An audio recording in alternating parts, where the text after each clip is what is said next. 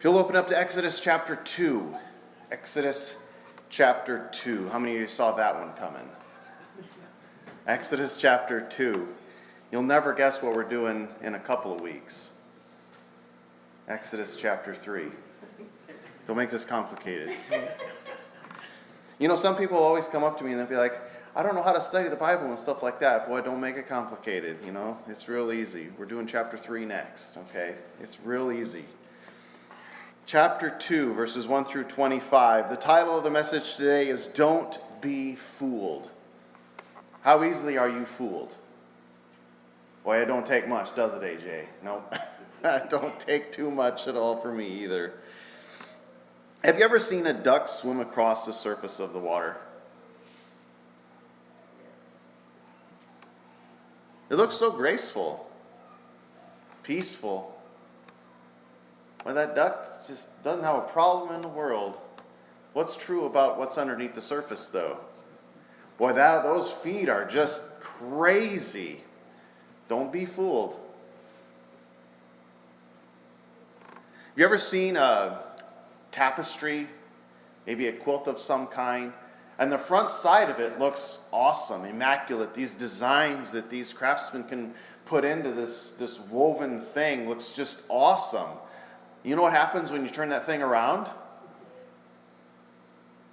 It is just a messed up, cobbled up, strings everywhere, and it just, how do you make that look like that on the front? What about a classroom? You ever go to like a college setting? Maybe a high school student has taken an ACT exam. It's like a 4-hour exam. And you're watching. It's really quiet. It's real quiet. But what's true about what's going on inside the brain of that student taking that exam? Boy, they are like, what about this and what about this? I know I studied this. And they are just really thinking about what are the answers to these questions. Now, what do all three of these examples have in common? Don't be fooled. It may look one way, but it might not be what you think it is on the outset. They all demonstrate that looks can be deceiving. In other words, just because something looks okay on the surface, that doesn't mean anything. In the silence, a lot of work is going on. Whether it's duck's feet, the back of a quilt, or a student concentrating on an exam, don't let the silence fool you. Have you ever wondered why sometimes God is silent? It's just as easy to be fooled by the silence of God. Today we're going to start chapter 2 in the book of Exodus, and last week we saw how the purposes of God will always prevail even when it doesn't look like it. And now today we're going to start to think about the silence of God as he's beginning this work with the nation of Israel, and now more specifically in the person of Moses. You ever heard of Moses? Yeah, we've all heard of Moses. This is the story of how Moses was born and some of his upbringing. And today God wants you to see him working behind the scenes. And as we go through this chapter, I want you to think about and maybe highlight all of the ways that God is working behind the scenes. Like, I've said this, if I've said it once, I've probably said it 100 times. The older I get, the less I believe in coincidences. Guys, coincidences are just God working behind the scenes, just working something out. It's not really a coincidence to God. It might look like it to us, but God is working behind the scenes. Don't be fooled by the silence. God is up to something. He's doing something. He's driving something somewhere, and it might not look like it to you, but that's okay. Don't be fooled by what's going on just because you don't see the big picture. Don't be fooled. God wants you to see him working behind the scenes, and there's 3 ways that we see God working behind the scenes. I'm going to do this a little differently today. I'm going to mix it up on you. You all right with that? Let's see if you can figure this out. What's the first way that we see God working behind the scenes? I'll give you a hint. It's verses 1 through 10. And it goes something like this. A man of the house of Levi went and took a wife of the daughters of Levi. So the woman conceived and bore a son. And when she saw that he was a beautiful child, she hid him 3 months. And when she could no longer hide him, she took an ark of bulrushes for him, daubed it with some asphalt and pitch, put the child in it, and laid it in the reeds by the river's bank. Now his sisters stood afar off, so to know what was being done to him. Then the daughter of Pharaoh came down to bathe at the river.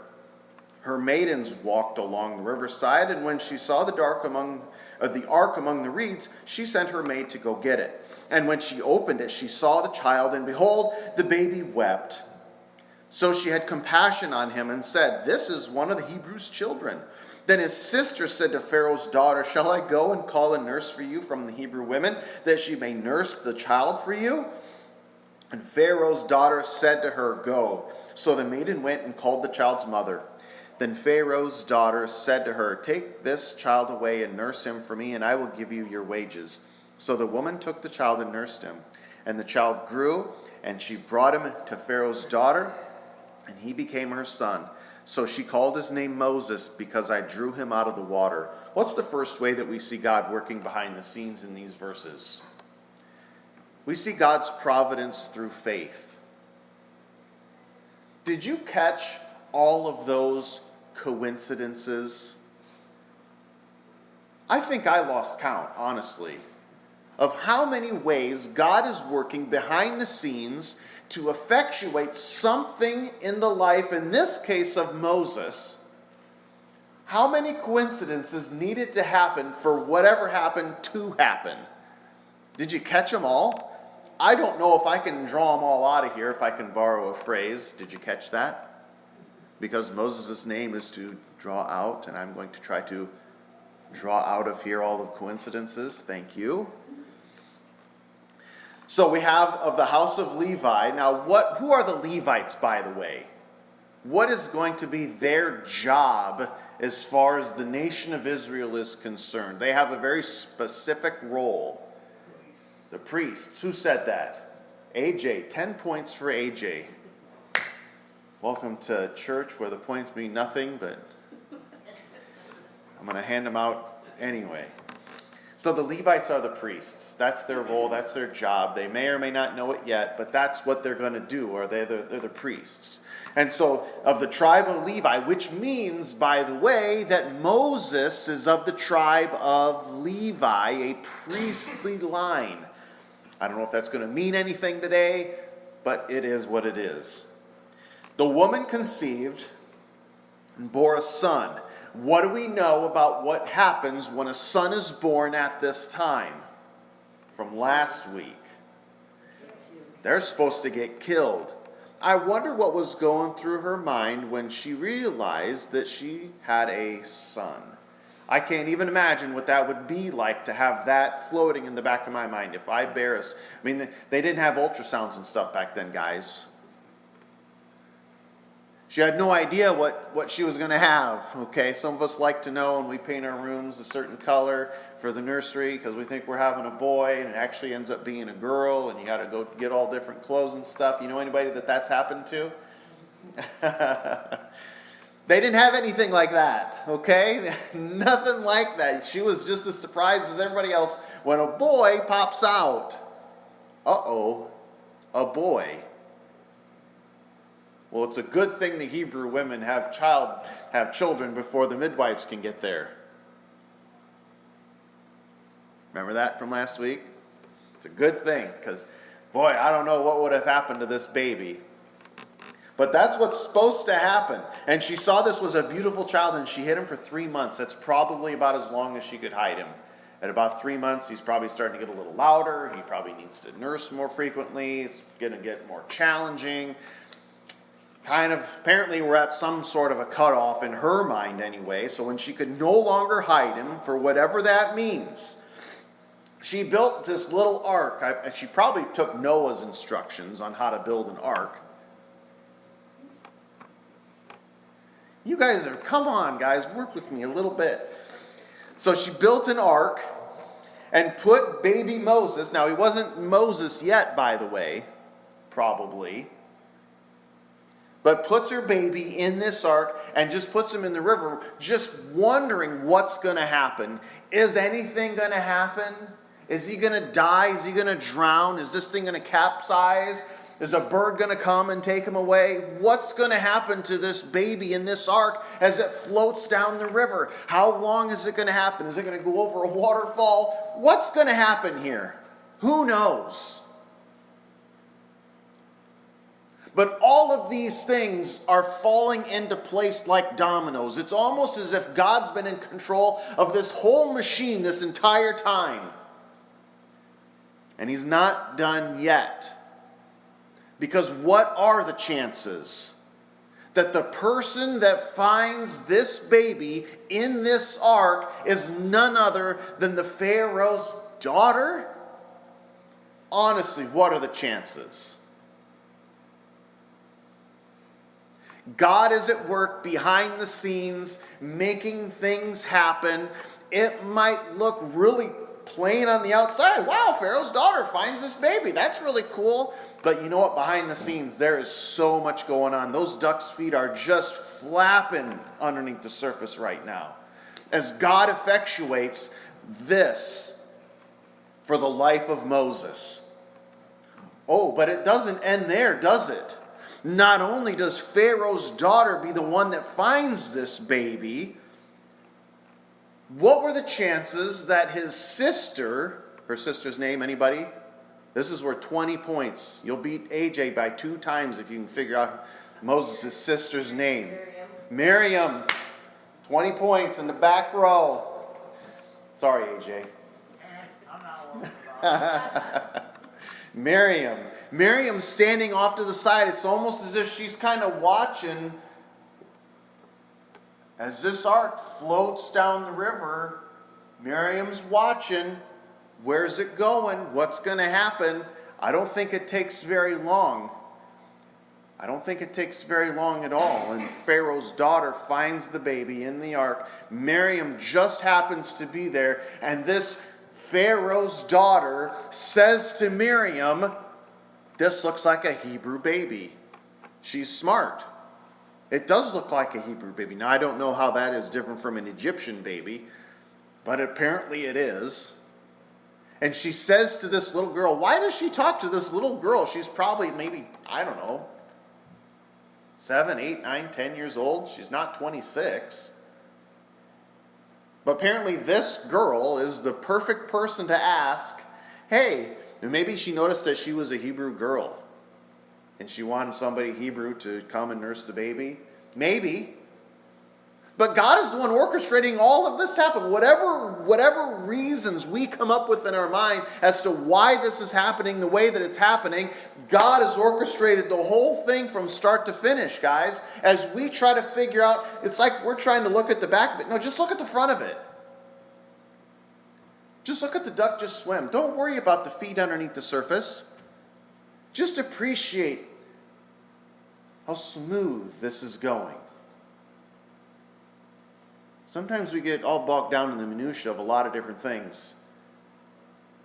Just appreciate that duck just swimming real nice. It's okay. God's got this all under control. God made it so that Pharaoh's daughter would be there. God made it so that Miriam would be close by. God made it so that when Pharaoh's daughter talked to Miriam and says, I wonder if we could find a Hebrew woman to nurse this baby, and Miriam goes, I know just the girl. What are the chances that all of these things would happen in that sequential order, and then it ends up being this baby's mom who gets to come and nurse the baby? What are the chances? God is in control of this whole thing. God has been working behind the scenes to effectuate all of this stuff, and it's so awesome to see what God is doing behind the scenes. What is God doing behind the scenes in your life? What are some things that are going on that you're wondering, I wonder how this is going to work out? I wonder what's going to happen over there. I haven't heard from this person in a while. I wonder how they're doing. Is God working behind the scenes in the midst of everything that you're going through? Is God able to orchestrate the coincidences of life in such a way for you to have all things work for good to those who love Him? God is able to orchestrate everything behind the scenes. And He's demonstrating His providence through faith. Because I submit that Moses' mom had faith. She had faith that this baby was going to be okay. She had faith. She probably didn't know what it was going to look like. That's true. But she had faith that God was going to do something special with her baby. And she did this. And God says, watch. Not only are you going to get your baby boy back, but I'm going to give you some wages on top of it too. Because didn't Pharaoh's daughter tell her that? Not only do I want you to nurse this baby for me, but I'm going to compensate you for your time. Ladies, how awesome would that be to get to nurse your newborn baby and get paid for it? By Pharaoh's daughter. Pretty cool. God is working behind the scenes. Don't get bogged down. When you don't see God doing something, that doesn't mean that He's not working. We love to hear stories about God parting the Red Sea, and we're going to get there. We love to hear stories about Noah's Ark, and we see this gigantic ark in our mind and all the animals going onto it and the flood coming down. We love the big stories. But God is just as effective in the little tiny components of everyday life. He is just as important, just as effective, and it's just as awesome of a story. What is it that God is doing in your life if you try to look underneath the surface and see what is God flapping underneath the surface like those duck's feet? What is He doing in your life? I don't know, only you can answer that. Maybe you're trying to share Jesus with somebody and you're thinking to yourself, I don't see where this is going. They're not listening to me. They're not coming to church like I'm asking. They're not reading their Bible. I've sent them a sermon from church and they haven't listened to that. Now I'm getting nowhere with this person. What a waste of time.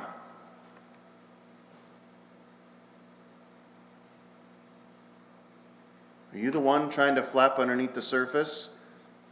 I suggest letting God do that part. He's way better at it than we are. He's way better at it.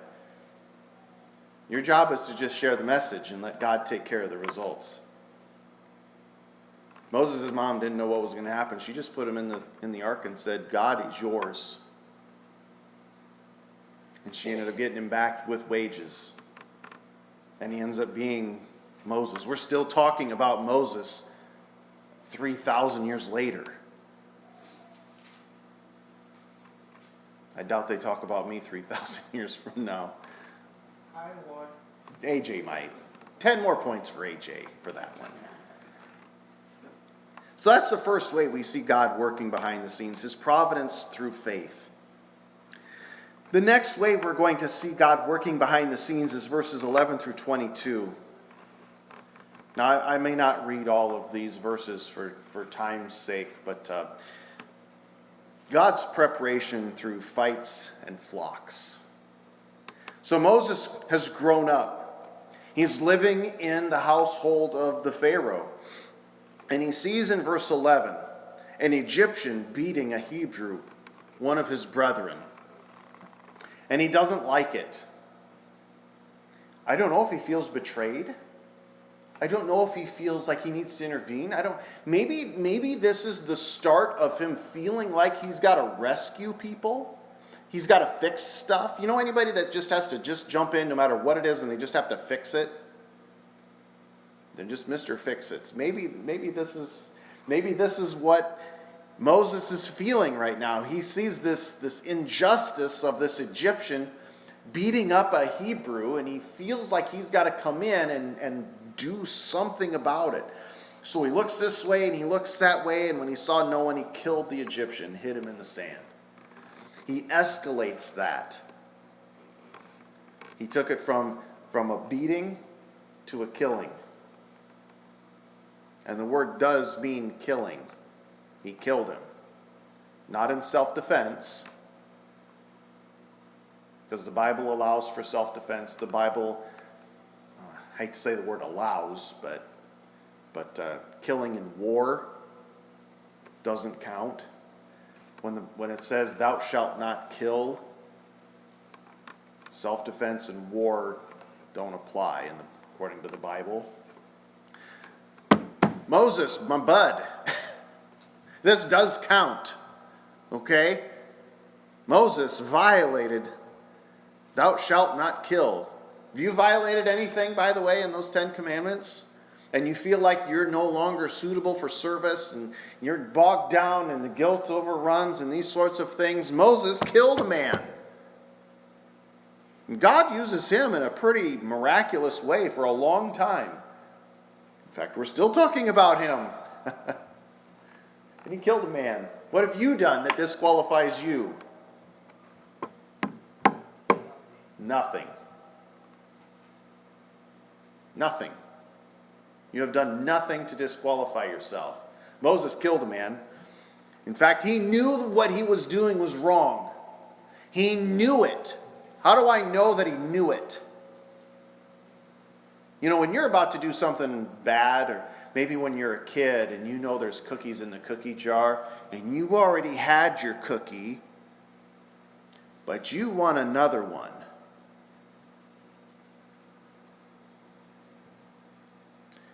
I don't see Mom.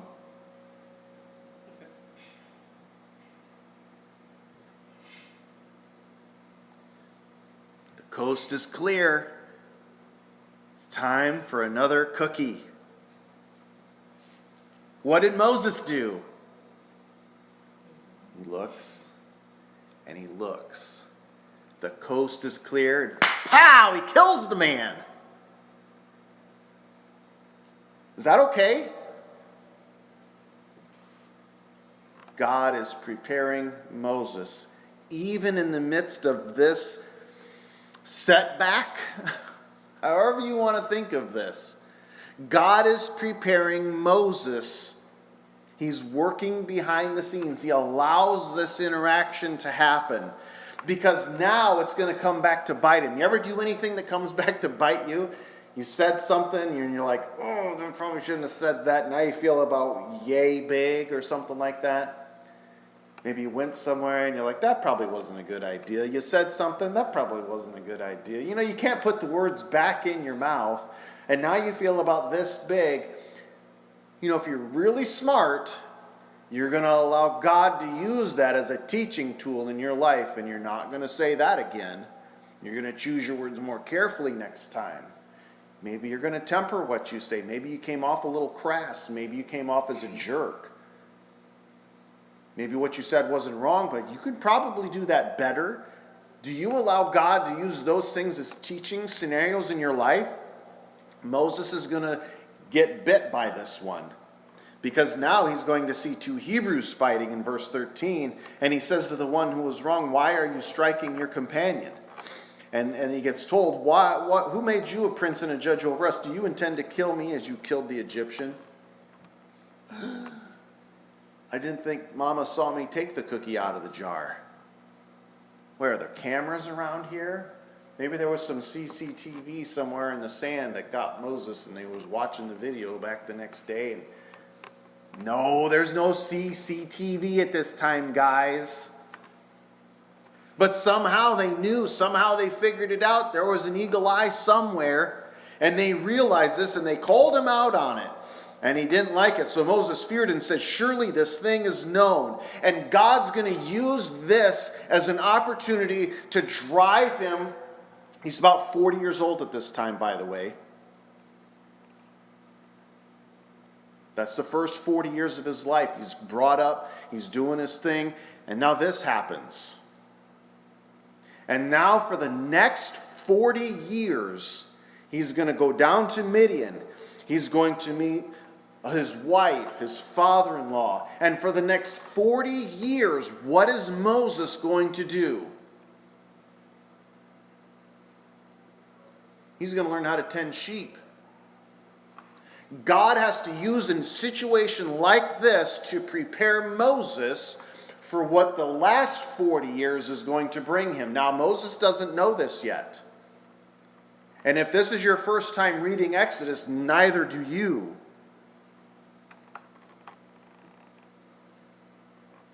But like the back of a tapestry, it looks all crazy and it doesn't make any sense. And I can't tell you what the front of the tapestry looks like by looking at the back of it. And right now we're kind of looking at the back of the tapestry. He's killed a man? That doesn't make any sense. Moses killing somebody? You're going to make Moses go down to Midian for 40 years. That's the second half of his life. For what reason, God? Why in the world do you want him to go down to Midian to meet Jethro, to meet Zipporah, his wife, and spend 40 years tending sheep? What a worthless profession. You know, guys, from our study of David, when we did 1 Samuel, that was what David did too, by the way. Isn't it interesting, by the way, that two of the biggest names in the Bible, aside from Jesus himself, two of the biggest names in the Bible spent so much of their formative years as a shepherd. It's almost as if he knows what he's doing. Why does he want Moses to learn how to tend sheep? How is he using this fight to bring him to this point where he's now going to deal with flocks?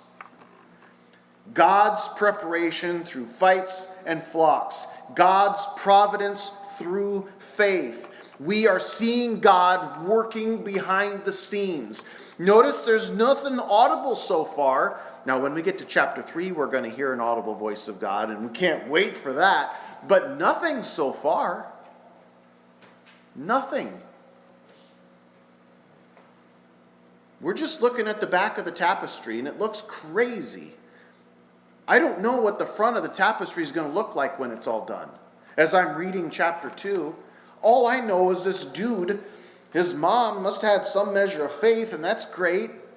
Sends him down the river, doesn't know what else to do with him. Ends up getting to nurse him herself and gets paid for it. What are the chances of all this stuff?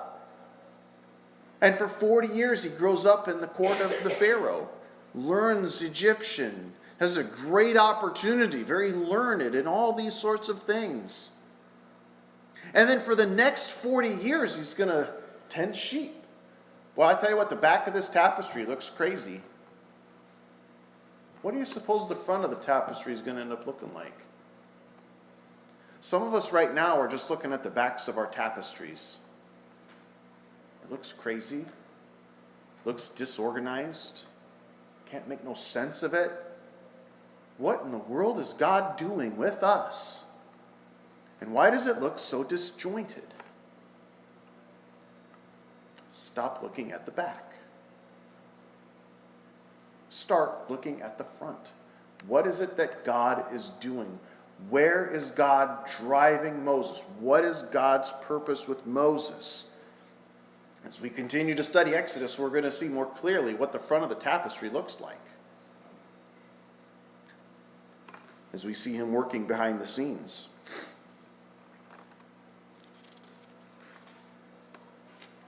That's the second way we see God working behind the scenes. And the third way that we see God working behind the scenes in verses 23, 24, and 25, God's promise through family.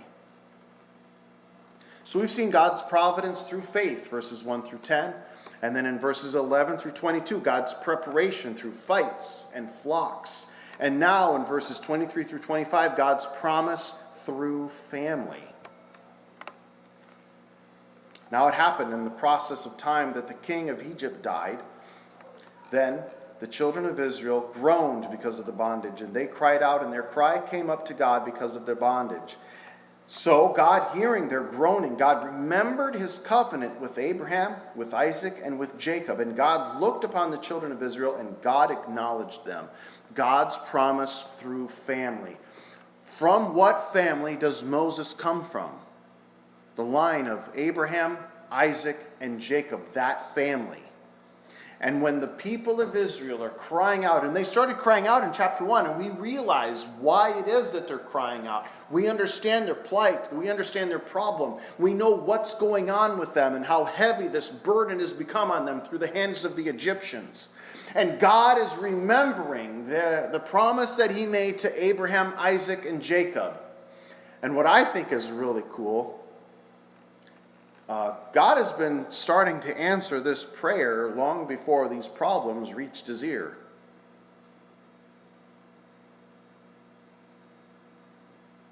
Isn't that pretty cool? God knows what you need long before you have ever asked him. This is how intimately well God knows you, that God is connected to you, that he's involved in your life, that he wants you to know that he is your God and he wants you to be his people. He knows you. He knows the number of hairs on your head. He knows if that number is shrinking, like some of us. He knows everything about you. He knows what you need, and he knows how to get it to you. You know, sometimes at work, some of the guys cry and complain because they haven't gotten a raise in a long time. Maybe the complaint is just, but you know what they don't know? The boss has probably been thinking about it for a long time. In fact, he might have already put it into the system to start tomorrow. And you've been crying about it for the last 2 weeks. It's okay to be patient. It's okay to just relax. God knows the story. God knows what's going on. You don't have to be the one flipping your feet underneath the surface, trying to make everything happen yourself. We know that the back of the tapestry looks disjointed. We know the student taking the exam is thinking and racking his brain as hard as he can. But what I want you to do in the midst of all that is to see just how still you can be, knowing that God is at work behind the scenes. You don't have to be the one going crazy. Just relax. Take your time. Everything's going to be okay. In a textile mill, the weaver often works in silence when tying in a new thread. The loom may seem still, but something important is happening. That's Exodus chapter 2. Israel thought God was silent, but he was busy tying in the thread of their deliverance. When God seems silent in your life, he is busy in your life, providing, preparing, and delivering on his promises to you. Let's pray.